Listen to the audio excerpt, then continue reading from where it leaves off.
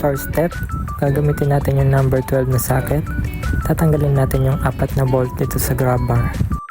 Kung meron naman kayo number 12 na T-wrench, mas mabilis siyang gamitin. Tanggalin lang natin yung grab bar, tapos lagyan natin sa pinakababa yung top box bracket. Tapos ipatong natin yung grab bar ulit at i-screw na natin ulit siya. Gawin lang yung same process sa kabilang side. Ganito na yung magiging itsura niya.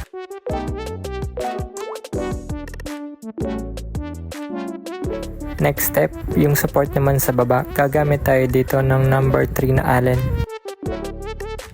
Una natin ilagay yung spacer, tapos yung bracket, tapos screw na natin siya. Huwag muna natin siyang masyadong higpitan para ma-adjust at masakto pa natin yung mga butas. Next step, ilalagay na natin tong bolt para makonect natin siya. Gagamit pala tayo dito ng number 13 na wrench tsaka yung number 5 na Allen. Yung number 13 pala na socket is gagamitin natin siyang pang support para maikot natin yung Allen. Huwag muna ulit natin higpitan para ma-adjust pa natin. Last step na tayo, itong plate naman with 4 screw and number 4 na Allen.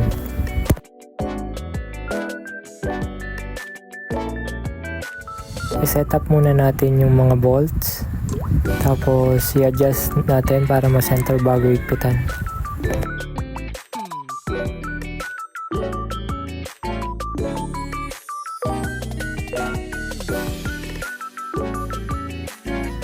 May stopper na nga pala yung nut dito sa baba kaya madali na lang siyang ilagay.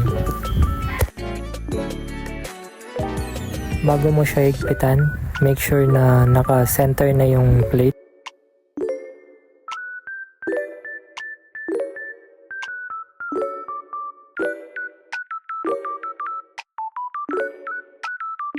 Tapos higpitan na lahat yung mga bolts na ilagay natin kanina.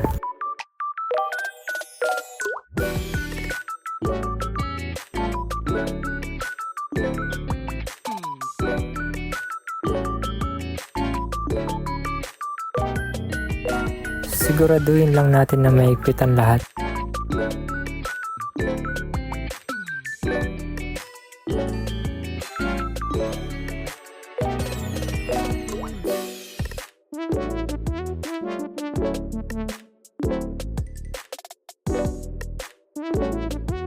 Ito na yung final result.